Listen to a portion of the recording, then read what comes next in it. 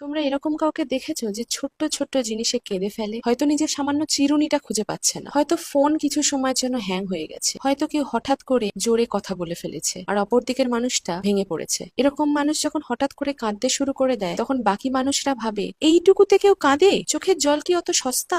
না, এটা ওই জিনিসটার জন্য নয়। এই ছোট্ট ঘটনাটা ছিল সেই শেষ ধাক্কা। ইট ওয়াজ দ্য লাস্ট স্ট্র, যেটা পুরো ভেতরের জমে থাকা জলের বাঁধ ভেঙে দিল। না কেউ শাউট করেছে হঠাৎ করে তাই জন্য সে কাঁদছে না, ও কাঁদছে সেই সব রাতের জন্য যখন ঘুম আসেনি, যে কষ্টগুলো কাউকে বলা হয়নি, যে মানুষটা চলে গেছে সে কোনো ব্যাখ্যা না দিয়েই চলে গেছে, যে প্রত্যাশাগুলো তার উপর চাপিয়ে দেওয়া হয়েছে। ও কাঁদছে তার জন্য যে হাসি মুখে প্রত্যেক দিন সবাইকে বোঝাচ্ছে যে সে ঠিক আছে, কিন্তু ভেতরে ভেতরে সে ভেঙে পড়েছে। তাই আমি যখন আমার সত্যিকারের জীবনে কাউকে দেখি কেউ হঠাৎ করে কেঁদে ফেলছে, আমি জাজ করি না, আমি জিজ্ঞেস করি না এটা এমন কি ব্যাপার, এতে কেন কাঁদছিস, এই মুহূর্তে কি এমন হলো। আমি হয় চুপ করে থাকি বা হয়তো কেউ না থাকলে চারপাশে জিজ্ঞেস করি কতদিন ধরে এটা চেপে রেখেছিস। কারণ দিনের শেষে everyone's carrying something you don't see and sometimes it takes just one drop for it all to overflow। কারোর কারোর বোঝা চোখে দেখা যায় না, কিন্তু সে সেটা প্রতিদিনই টানছে। তাই মানুষ ভাঙলে নয়, ভাঙার আগেই যদি সম্ভব হয় একটু ভালোবাসা দেওয়া যাক,